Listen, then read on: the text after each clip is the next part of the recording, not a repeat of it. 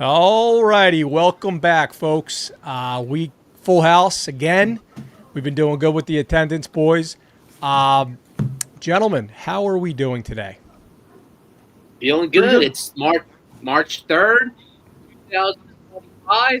So if we're doing the math, that's all threes, right? 3-3. You count up the things and then 9 years. So this is a lucky special day for Slim because he's very superstitious with his threes and his nines. So today is going to be an ace podcast. Let's get at it, boys.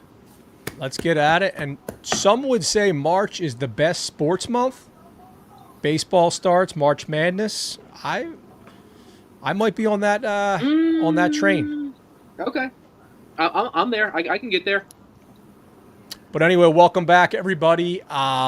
You guys know the drill by now.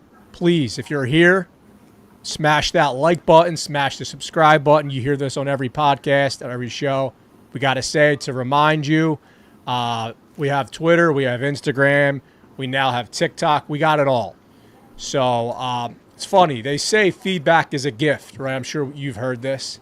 So I'm going to share a little feedback that my grandmother gave on our show, which is funny because my grandmom, she couldn't tell you how to get to YouTube, but she gave me some really good advice.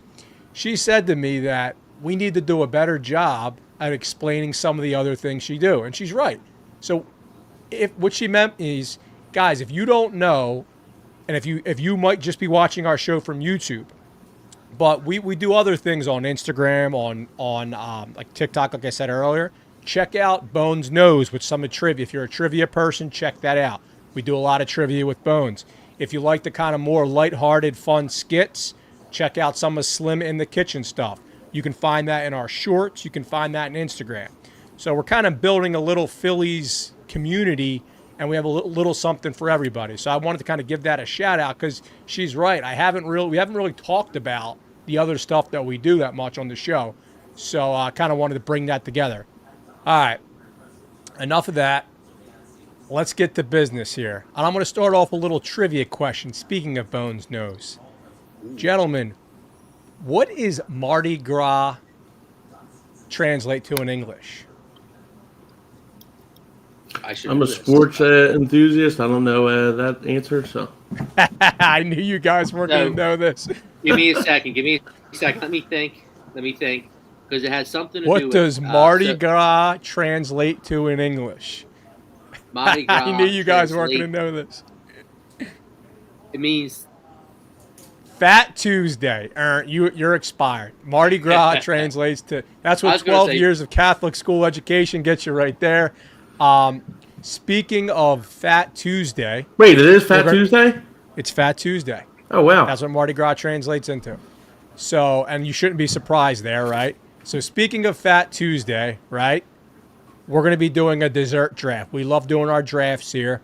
So we're going to go through 3 rounds of drafting our top desserts. And Bones, you are on the clock. The order is me, me, then Slim. You are up. What is your first pick? First pick for me is chocolate chip cake. I used to get it every year for my birthday from my mom. Make it chocolate chip cake every year for my birthday. Chocolate chip cake, the first overall pick. Okay. Huge. Okay. Who's next here? Is it me? I'm next. Okay. And I'm going to go milkshakes. I'm a huge milkshakes guy. Love milkshakes. You can walk around with it. It's both a drink and a dessert. Love milkshakes. That's going to be my top pick, second overall. So, Bones, he said it and my heart sunk because it would have been my number 1 pick. Chocolate cake, right? Just a chocolate cake, okay? Just chocolate cake. Just a straight chocolate cake. I just want some chocolate cake. Chocolate cake should have been the first overall pick. All right. Look, this is your list. And listeners and, people in the chat, at the end of this, let us know who you think did the best. Like a fat kid loves cake. That fat kid isn't eating chocolate chip cake. You're picturing him eating a chocolate cake.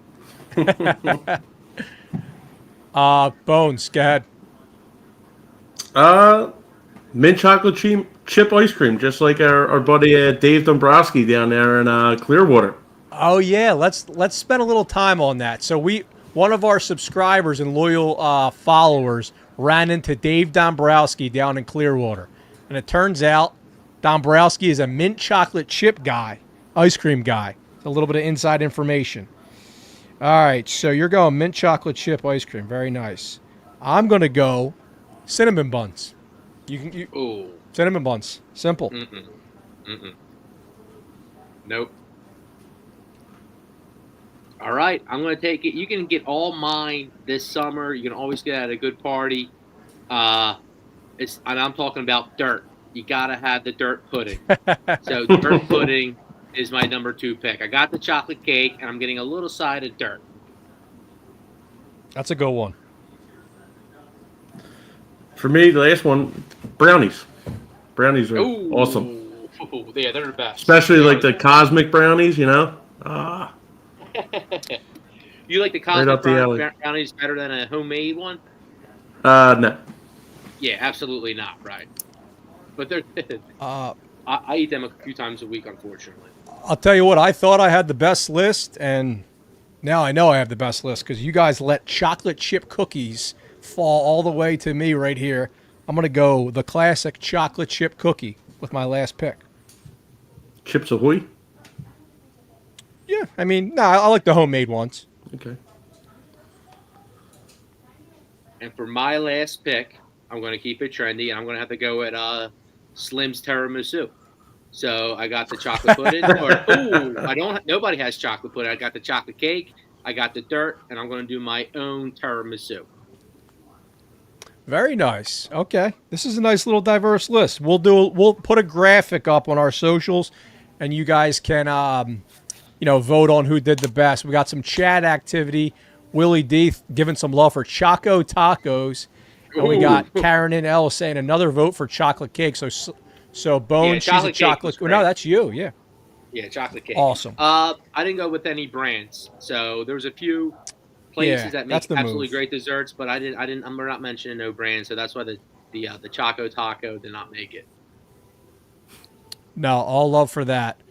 All right, so everybody get this. So Fat Tuesday, right? That's the day where everyone crams in all their cravings and all the sweets, right? Pushki day for Polacks like me.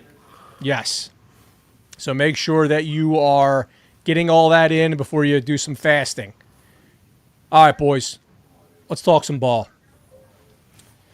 So today, and you'll see up on the top of the show there where we kind of hit on some of our topics, we're going to talk about 2 of the players that kind of have 9 lives, right?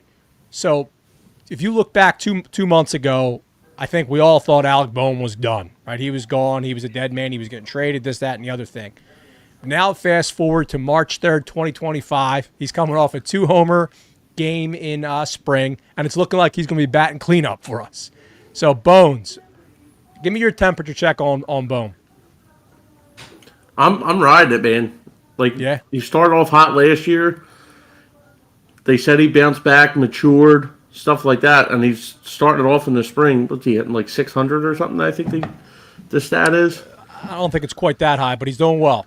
Or over the weekend it was 600, but he's getting the ball to the opposite field, which I talked about a few weeks ago with the order.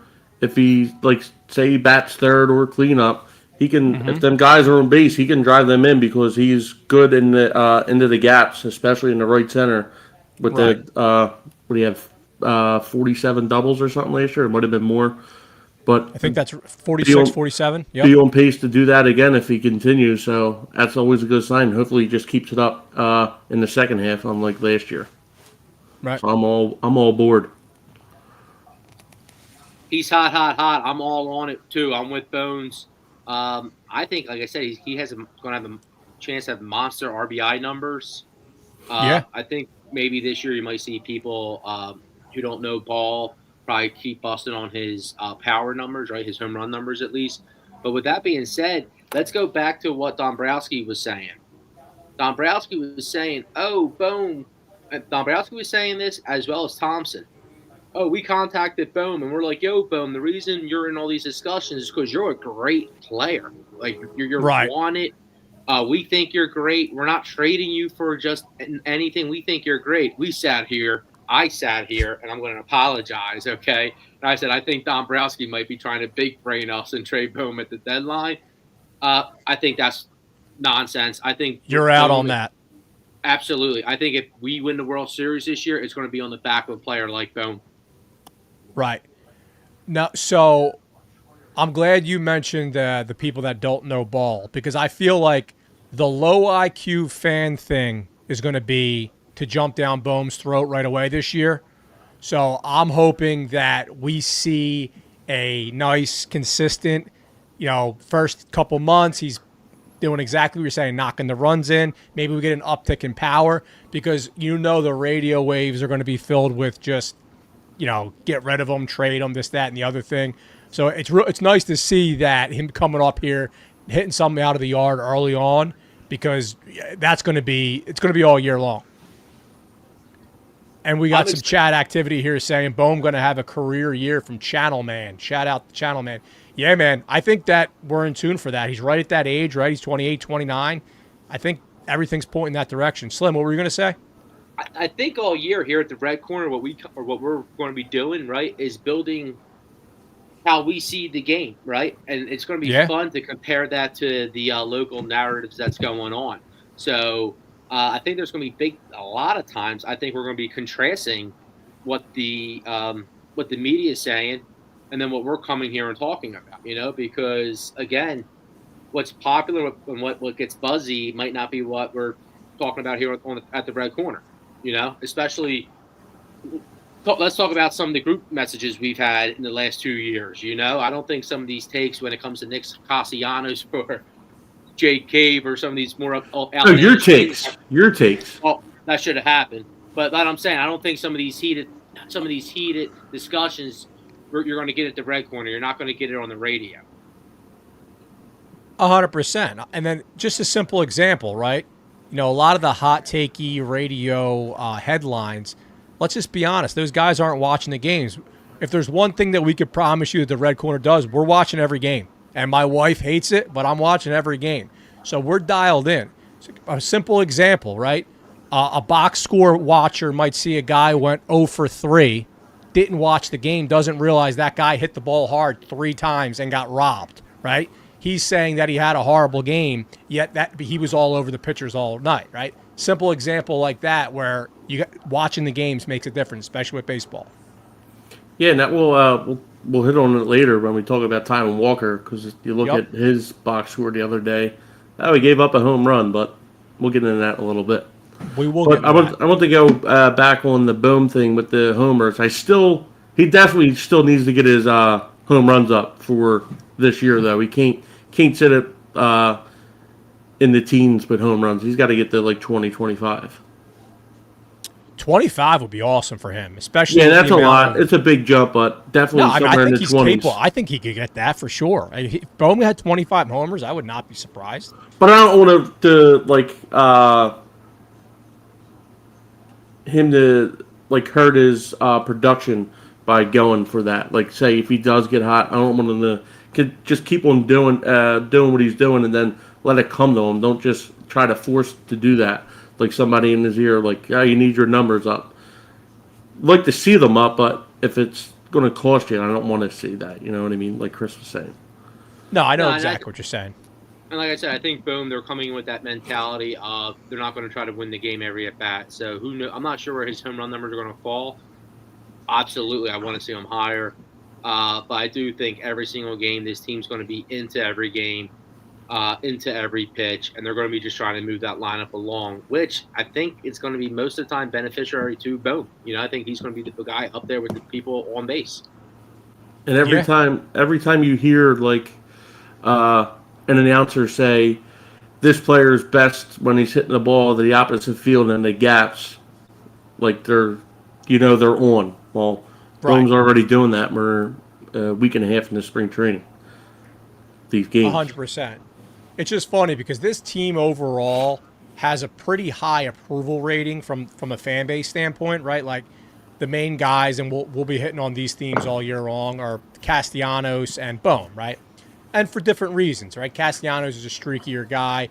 Bohm has had a lot of issues with media and then the head case stuff. So for different reasons, but overall, this is a pretty high approval rating team. So I'd love if we don't have any of that negative vibe stuff at all this year. and we can kind of just, ride the positive waves. Anything else on Bohm before we get into this raffle? No. Yeah, excited for We touched on it. Guys, we got an exciting giveaway here, and this one's cool because it's for all ages. Let's get this popped up here. Let's do raffle time here. You got it? You got the... Yeah, I got it here. Let me... Oh, put them on the spot. You don't have it near them. Roll on this bad boy. Here we go. We got this. Ah, there you go. Fresh in the box. Fresh in the box. You could have this around your... Hold on. Let me do a little demonstration here. There you There you go. Look at that. I like that. Flavor Flav on. And it spins. It's spinning. Yep. All right. Was at the Globetrotters yesterday, and they had like a chain thing they give out. They like set like little goals, and then whoever wins gets like the chain, and then they give it to like a little kid in the stands. It was pretty neat. I'll tell you Yeah, what. we might have to get those out to tailgate, Oh yeah, absolutely. I know that a lot of people are against the gigantic chain thing, but it must be like a big trend nowadays because I was down at a game in Baltimore, and there was a bunch of adults wearing them. So I don't know if it's just. I swear. There was I've seen them. I think it's kind of funny. I think it's funny. Yeah, absolutely. I've seen them for so the if last it's your couple thing, years, it's your 3 years. thing. And it started with the U in college football a couple years ago, right? The turnover chain. Okay. Yes. Yeah, the turnover chain. All right, this was I know we say this every week. This was our biggest raffle to date. So thank you to everyone who shared, liked, subscribed, all that jazz. Thank you. This was our biggest one to date. Yeah, the word is definitely getting out. Word's getting out. There Shaky, we go. shaky, shaky, shaky, shaky, shaky, shaky. All right. Yeah, Slim, give us that drum roll, Slim. Drum roll. Shaky, shaky, shaky, shaky, shaky, shaky, shaky. All right. Here we go. We got winner Rebecca B. Rebecca B. I believe that is an Instagram follower. So Rebecca B, congratulations. This is yours. We will reach out to you. We will ship it to the address of your choosing, and you have this giant chain thing now. Sorry for all that little noise pollution. But yeah, congratulations, Rebecca. Keep on following because we got a lot more where that came from. A lot more. All right. Let's transition to our next topic, which, speaking of the people with 9 lives, we got another one here. Taijuan Walker makes $18 million a year. He has 2 years left on his contract, right? Last year was, as he puts it, a horrible year. It was one of the, I hate to do this to you, Taijuan. I hate to pile on, but it was one of the worst years of a Philadelphia Phillies pitcher in its history. And we have a long history. So he was not himself, I think it's safe to say. But here we are, March 3rd, 2025. He's coming off a pretty nice weekend. And guys, I'm gonna start with you here, Slim. Do you think he's got a realistic chance to make this roster? I think he could be the last bullpen spot, right? Yeah. So that's the only way. I think Bones brought it up before. He can be like a long relief guy here and there. He's getting paid a ton. Besides that, though, they keep talking. I guess I'm not sure how realistic that is because anytime they talk about him, Dombrowski and the Phil's management, they talk about him as a 5th starter competing for that 5th starter spot, which there's no way, I'm glad you're ahead on that. There's just no way. What do you think that is? Why are they saying that? Well, at this point, honestly, it just tells me I'm just annoyed at them saying it. Yeah. I guess and I'm a Walker guy. I like it's. Walker had the wins 2 years ago, and it was kind of like fool's gold. And last year, like you said, he was just terrible. The number you can't get over it. The $72 million for 4 years, he's getting whatever. But yeah, I don't have much. I don't have any plans for him really. Maybe I don't. What do you guys think? I'm kind of annoyed at the whole thing. Yeah, he has no shot at making this roster. I mean, they could use him as a long relief guy, but I don't think right now he's just showcasing for other teams. There's 29 other teams looking at him. Not 29, but most of the major leagues, and then you're already looking at teams with pitchers going down. You look over to the Yankees with Luis Gil, who was a Rookie of the Year candidate last year. He might have. Did he win? I can't remember, but he's out for 6 weeks now, like you said. Yeah, and they're saying like it could be longer. Like there was an injury last year where a guy had the same injury, went out in May. He was out for the rest of the year, almost like going back to September. So he's just showcasing for other teams right now. And I talked about him. His velocity's up to like 94 miles an hour, so that's good. Hopefully he continues that, and then somebody's dumb enough to take him because he stinks. He's up there without him eating. And well, I wouldn't be shocked if the Mets took a shot at him. They got money to spend. That dude don't care. They need the arms. They're going down like flies over there in New York. And then the player that they thought they might be able to re-sign in Sean Manaea, Jose Quintana went to the Brewers. I saw that. So I saw that. Keep an eye out somebody like them. I mean, a lot of people are speculating that the Phillies might have to eat like 80 or 90% of his contract. You know, so that's my next question. How much we pay? It's like 100%, right? What happens if we just cut him? He gets the money. Yeah. So the alternative is you save a couple $1,000,000, right? Or you save nothing, right? Yeah. So, so a lot of times I feel like we try to make things that are a gray area, black and white, but this is one of those rare. I really do think this is black or white. I think the Phillies right now are either have a good faith, hey, let's give him the last bullpen shot. Because, by the way, at this point, no one has won that last. I have a couple names written down here: Michael Mercado, Tyler Phillips, Max Lazar. None of those guys have won that job over, especially if you look at what they did last year. So there is a legitimate battle for that last position. So that needs to be said here. So there is an actual. Put it this way: I'd rather have Walker over any of those guys. Yeah, but they're not going to pay a guy $18 million to throw maybe once or twice a week out of a long release spot. But what difference does it make if you're paying it anyway? At this point, it's a sunk cost. You know what I mean? Like they're paying it anyway. They might as well get something out of them. Yeah, but I guess the position's different because it's going to be tougher to do that. Most likely, even though he's going to come in, they're getting blown out anyway. So he's just going to eat innings. But I don't think he's going to. I think they're just going to do him right.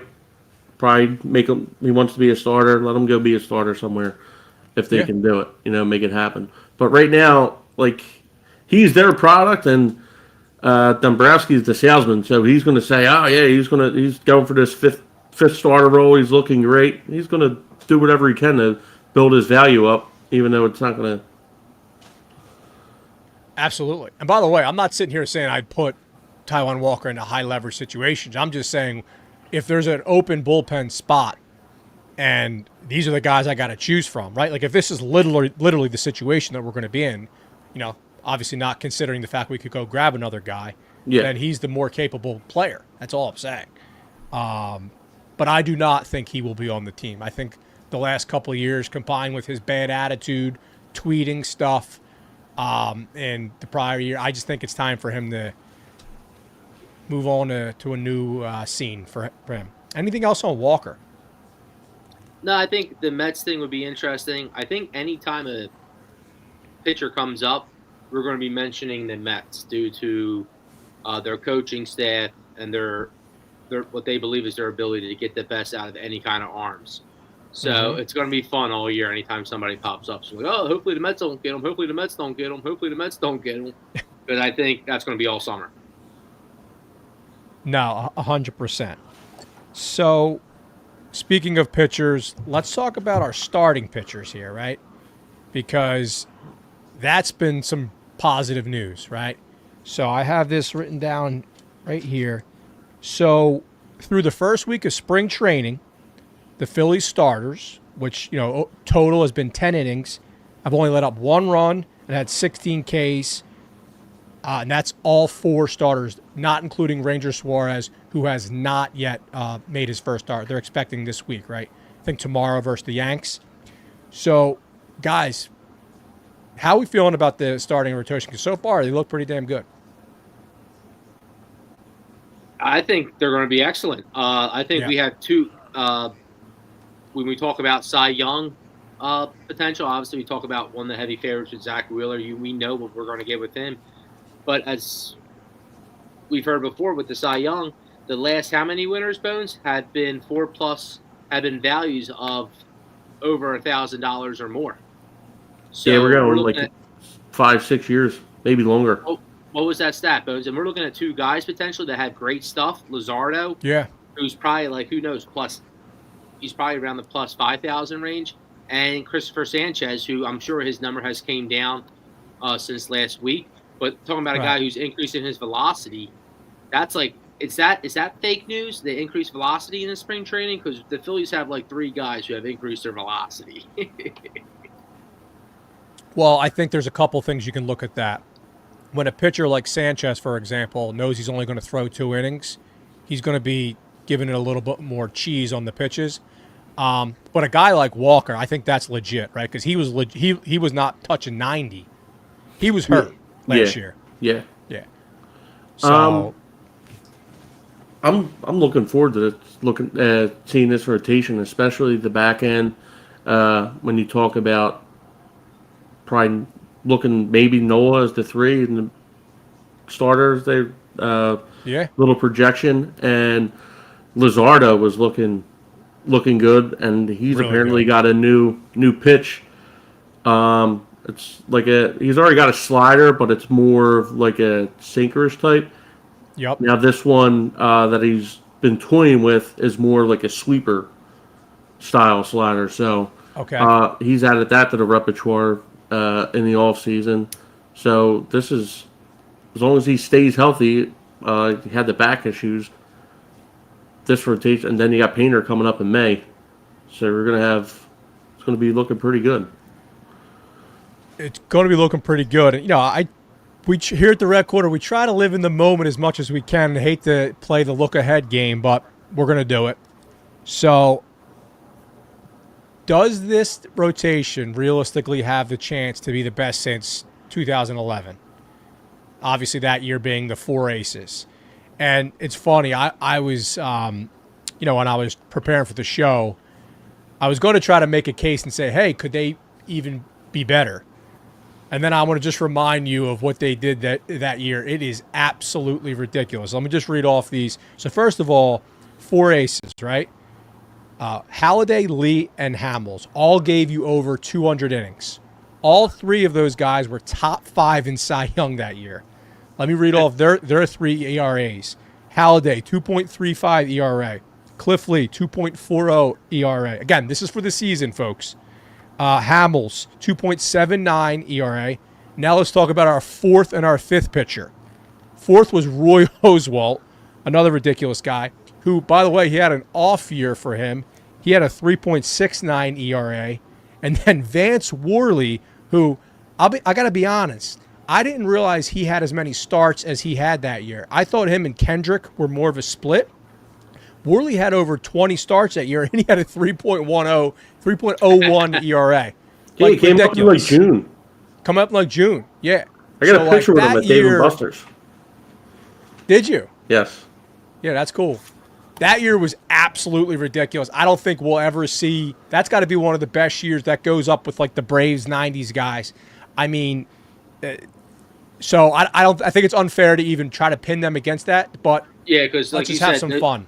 They're up there with the all-time. Like that's a truly top 5 staff of all time, right? Like that was incredible. Ridiculous. It was an incredible year going into that year, being all excited. Having Roy Halladay, what we get in the middle of last year, the previous year, so we had that full year with Roy Halladay. Mm-hmm. And Roy Halladay, who remembers when he played left field? Remember that extra inning game? It must have been in late August. Anybody recall that? No. Oh, he did. He got himself out there. That's a deep cut. That was Roy Oswalt. Yeah. That's what I said. Yeah, Oswalt. No, you said Holiday. I was talking about Roy Yeah. Oswalt. My apologies. And we got him. Yeah. Well, same thing. We got him mid-season the year before, so it was cool because we had that full year of Roy Oswalt. Yeah, and then you got some chat correctors. We got Shawnee K saying it was Oswalt. Yeah, so it was Oswalt. We have just give some other chat. And Halliday had a full season with us the year before too. Who did? Halliday. Because I'm talking about Oswalt, dude. Did you listen? I said that's why you guys didn't even correct me the first time. You got me with the second correction. I said we got Oswalt in the middle of the year before prior, so it was cool to see a full year of Oswalt going into the year knowing. Because before that, it was kind of mixed shape. We had 1 year of Cliff Lee, then we got Holiday, then we got Cliff Lee and Holiday. Then in the middle of the next season, then we got Oswalt. Then this year, we had all of them going, right? The four aces, yep. And it was cool to see Oswalt play left field in that late August game. I can't remember who we played, though. You're confusing your Roys. It's all good. In 2010, Oswalt had a monster year with us, too. He had a 3 ERA. We were spoiled. Let me give some chat activity shout-outs here. Let's go back here to Franny D. He says, he's not worried about Bohm home run count at all. 15 homers, average 285, batting second. Turner first. Harper and Schwarber will have 250 combined RBIs. Yeah, I mean, that's realistic between them two. Okay, I like that. And we got some other goofy stuff here. And said, but Willie D said, I'd rather eat the money than play a guy who can lose us games constantly. Obviously talking about Taijuan Walker. I get you there. And then, yeah, so that's about it. And another one is the issue is going to be, though, yeah, go ahead. Maybe it's the death issue, right? Because let's say, all right, we have Painter. If somebody gets hurt, now we're rushing him up a little bit, which isn't ideal. And then the name you said in the long relief role is Tyler Phillips, right? If he has to start pitching here and there, he stinks. So Walker's probably better than him. He got rocked the other day, too. Yeah, and he was one of those guys who was pitching when Walker was hurt at the end of last year in the second half there. So it's not unforeseeable. Guys do get hurt. If we get 2, we hope it never happens, but if we end up getting 2, God forbid we get 3 down, now we're talking about Phillips pitching, and that's problematic. Yeah, I mean, at this point, I think it's very realistic to think that the Phils go elsewhere for both that final reliever and that final bat spot. So we'll see. Anything else that we want to touch on? Just kind of looking ahead to the rotation. We saw real quick we saw Rojas hit a home run, right? And we also saw Stott hit a home run in the same game. So I thought that was interesting. Yeah, Cody Clemens hit a homer as well. So that's kind of helping our prediction, because that's funny because Bones and I were talking about this offline. A week or so ago, we were all in alignment during our show, and we said that we think that Cody Clemens is the guy for the final bench spot.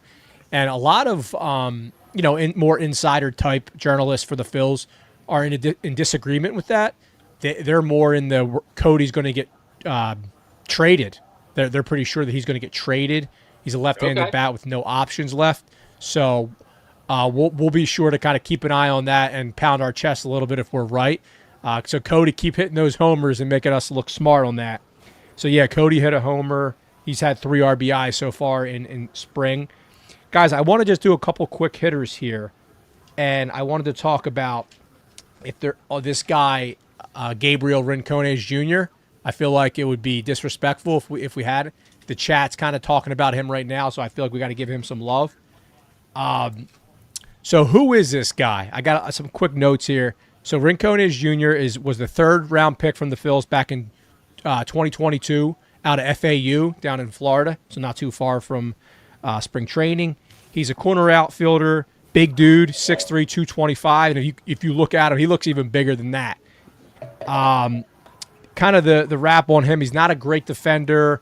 Strikeout is kind of a little bit above average, and the highest that he's played so far is AA. But he hits dingers, which we've been saying. He's had 3 so far. So where are we at on Rincones? So they just they came out with the Phillies prospect list today. Top 30. He was I think he was ranked number 12 on that list. Looking good so far, but I just a lot of these guys do this in the spring. I'm not a scout or whatever, but these other guys, they see other things. So once people get like a read on them, they'll have a book on them and they'll figure them out. But I just people were saying, oh yeah, he'll get this last roster spot because he's left-handed corner outfielder, like you said.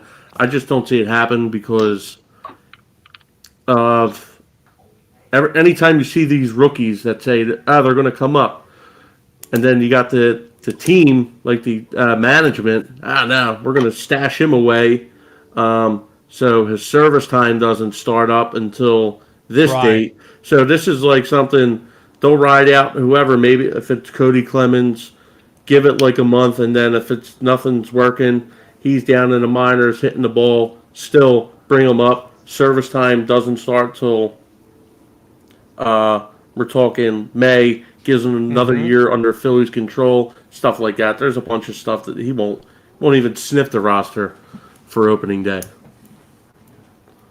But good player. The fact that he's a left-hander actually I think goes against him. Slim, anything you want to add on Rincones? I think this is a funny one, right? Because when we look back on this episode, this could be one of those guys where we never hear from him again, right?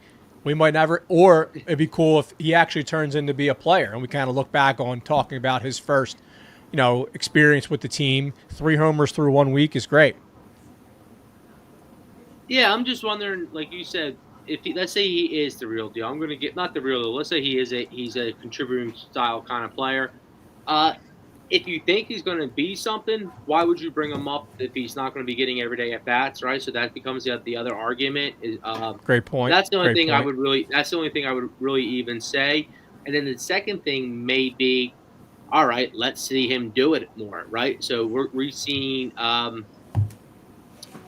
You just want to see your studs kind of crushing the minor leagues before you bring them up, We want to see Hayden Miller crushing it. We want to see Andrew Painter crushing it. We saw, you just know those guys are going to become cornerstone or core players, all-star players.